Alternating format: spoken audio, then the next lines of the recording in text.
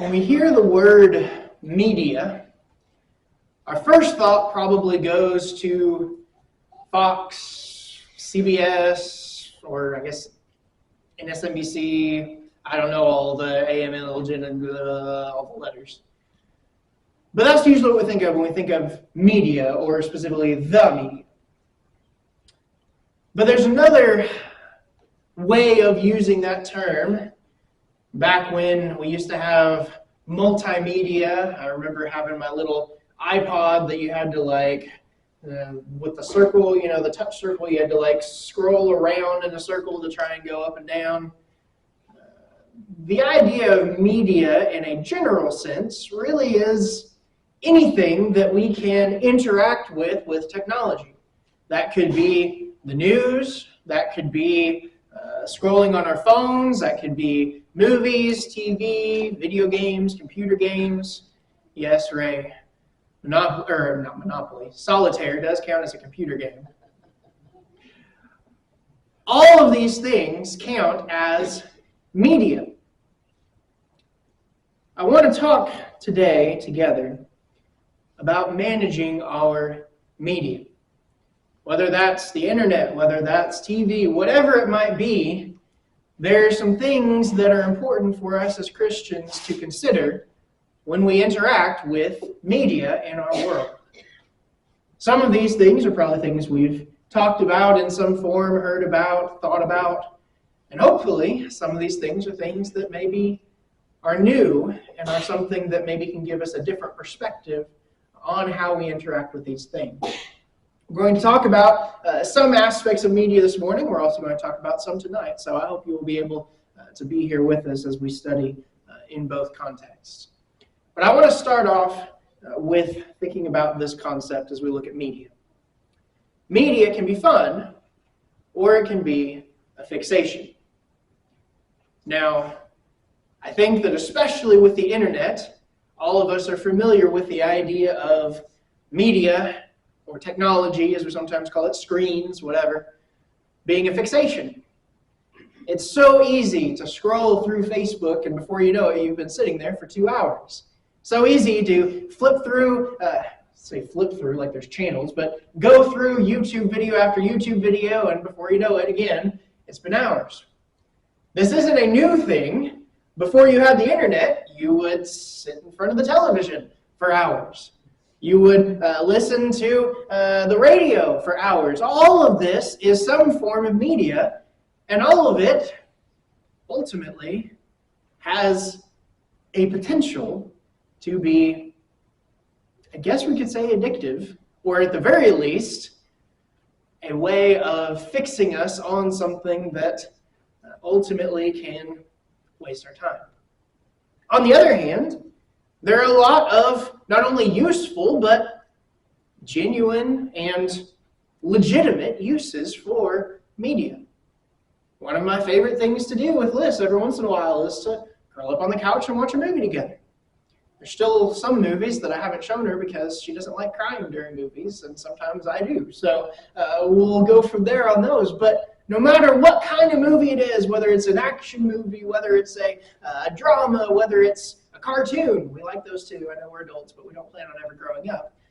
But at some point, all those kinds of things can be a fun, entertaining, perfectly innocent way of interacting with what is available to us in our world. But I want us to think about some things as we think about this idea of media being fun or a fixation. Solomon says in Proverbs, "Love not sleep, lest you come to poverty. Open your eyes, and you will have plenty of bread." He's talking about sleep here. He's not talking about technology. He didn't have the technology that we have, right? But it's interesting, they've done studies.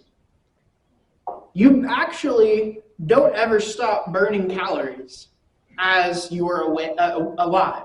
Even when you're asleep, you are burning calories.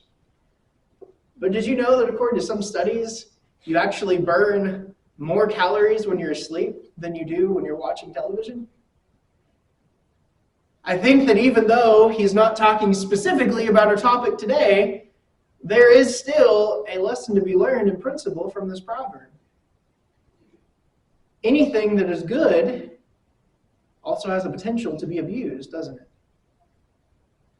There is a difference between playing a video game, watching a movie, watching TV for an hour or two, and spending an entire week doing nothing but, or even, as some do in our day and age, your whole life spent on that. Not because it's like your career or something like that, but just because, for whatever reason, you don't have to work or you don't want to work, and your life becomes nothing but entertainment.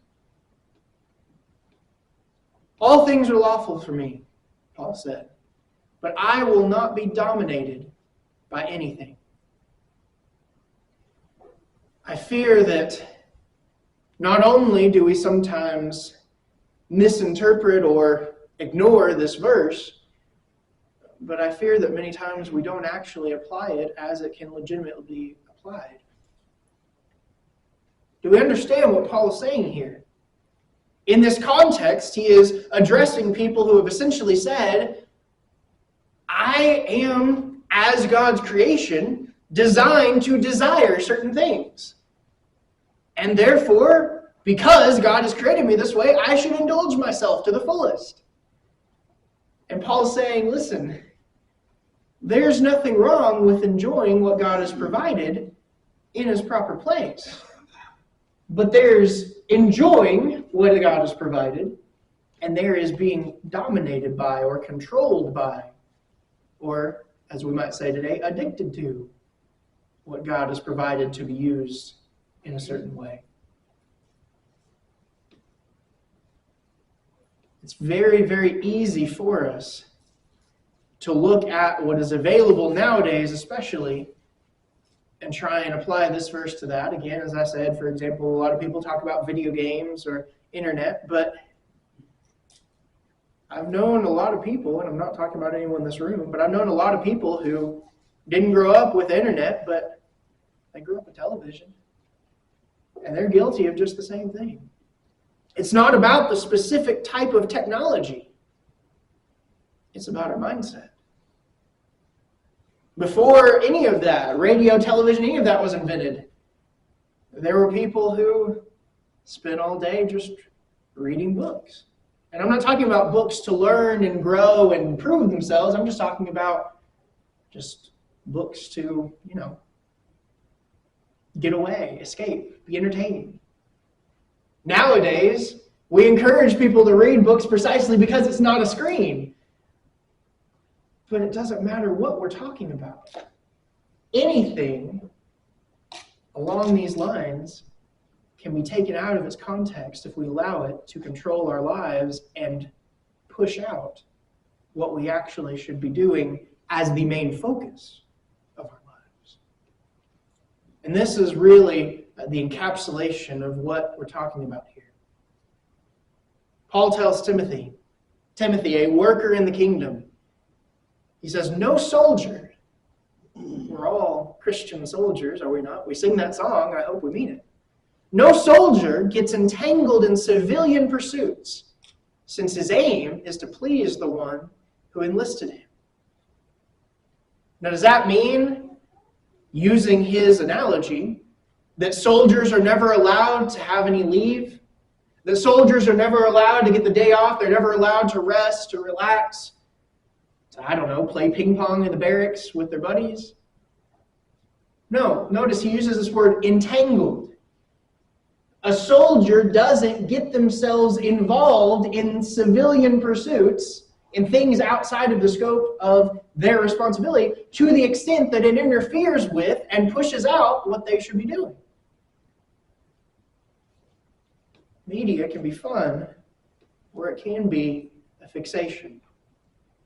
If we're not careful, just like many other good things in our lives, we can allow media, phone, TV, whatever it may be, to grow too large in our priority list and block out the fight that we're fighting as soldiers of Christ. But let's look at another thought. Media can help us learn or it can keep us ignorant. I have heard many times in our society the statement, we are drowning in information and starving for knowledge, or some say starving for wisdom. Do you understand the distinction here? I think most of us can reach into our pocket, pull out a device that has more computing power than they had to put a man on the moon, and ask Siri or Google or whoever basically any fact we want to know, and it'll be right there at our fingertips. You would think that with that much access to data and information, ignorance would be a thing of the past in our society. And yet all it takes is a couple of minutes on the internet to see just how dumb people still are. Why? Because it's not about access to information. It's about how we use information. It's about how people use information towards other people.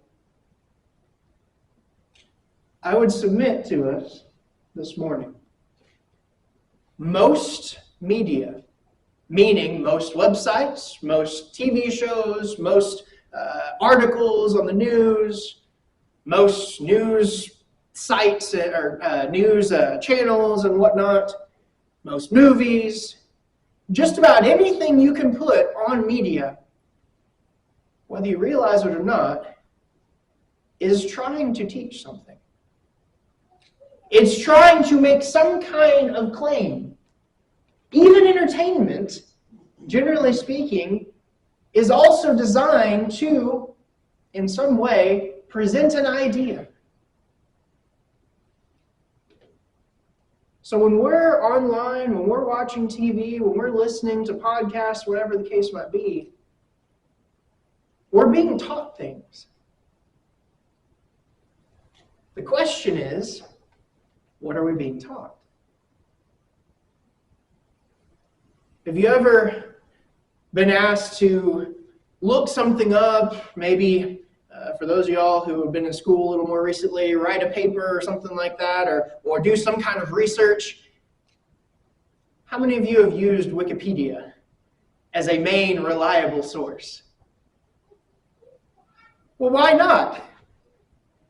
Because we all know that, as Abraham Lincoln once said, if it's on the internet, it must be true, right?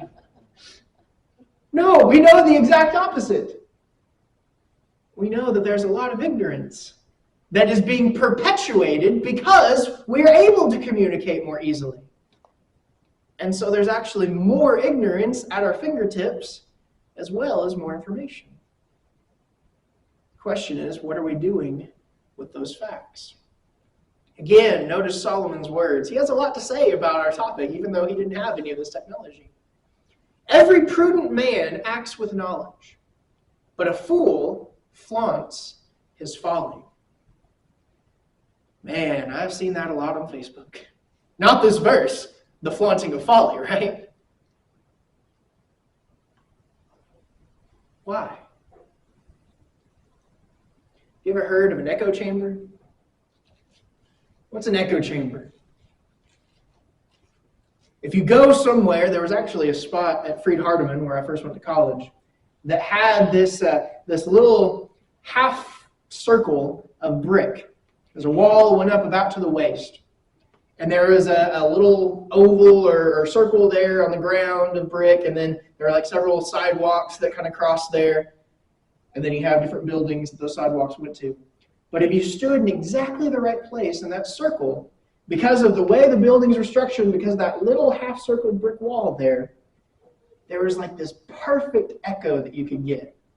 If you sang there, it sounded amazing. If someone was having a conversation there and were trying to whisper, you could probably hear it if you were a few yards away, right? Well, that's kind of what you end up with in this description that we have of an echo chamber. An echo is something that comes back to you just like you put it out there. If you want to find something to agree with you, is it easy to find in the media that we have access to nowadays. Whether it be the internet, whether it be the news, whether it be anything really, TV, movies, you can find somebody who agrees with you. And what ends up happening? Well, if you want to stay ignorant, if you're ignorant about a specific issue, all you have to do is go to the places that agree with you, and you'll never hear anything except for what you already believe.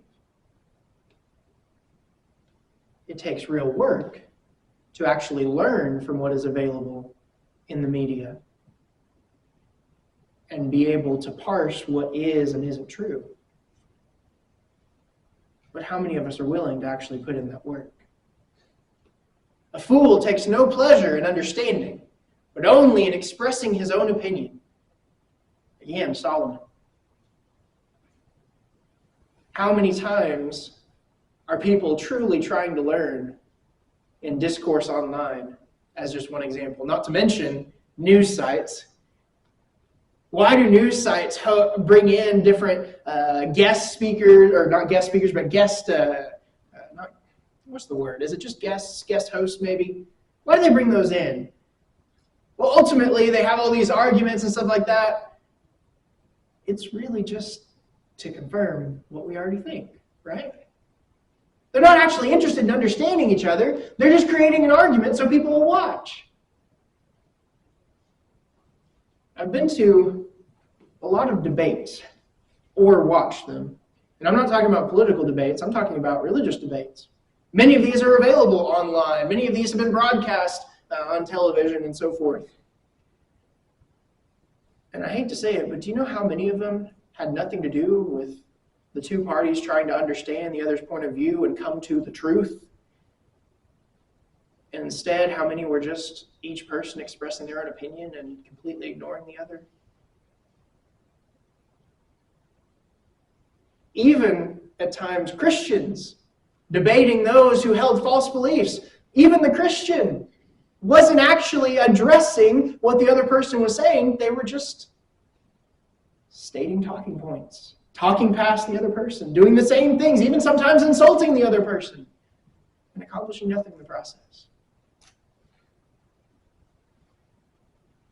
John would say, do not believe every spirit, but test the spirits, whether they are from God. Now, this certainly is a statement about truth as it relates to the spiritual, truth as it relates to following Christ.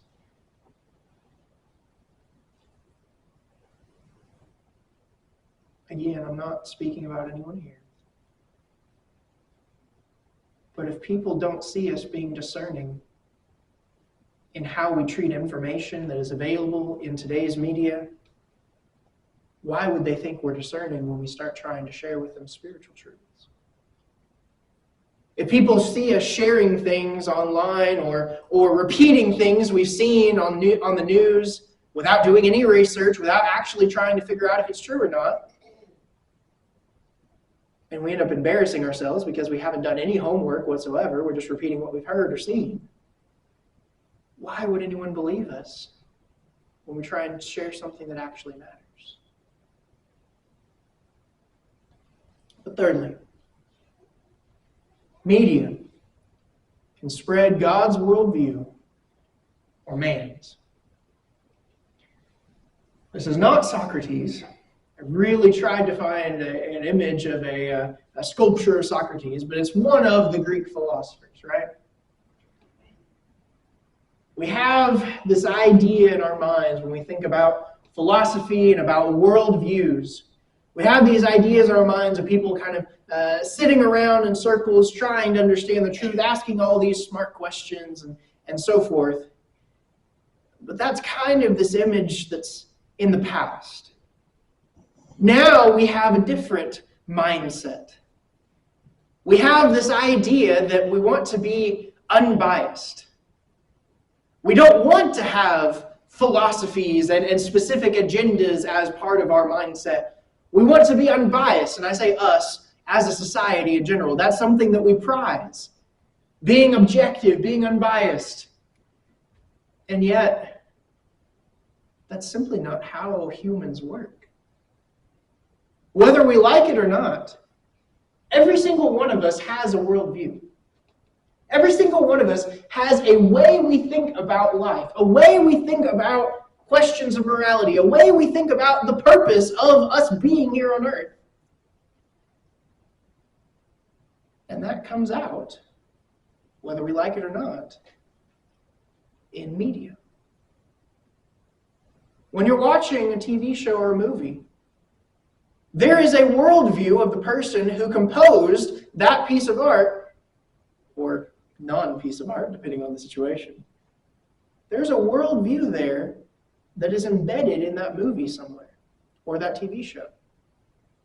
Maybe good, maybe bad, may not really be anything, may not really be noticeable, but I guarantee you, in some sense, it's there. Anytime you read a book, you get a little bit of insight into the worldview of the author.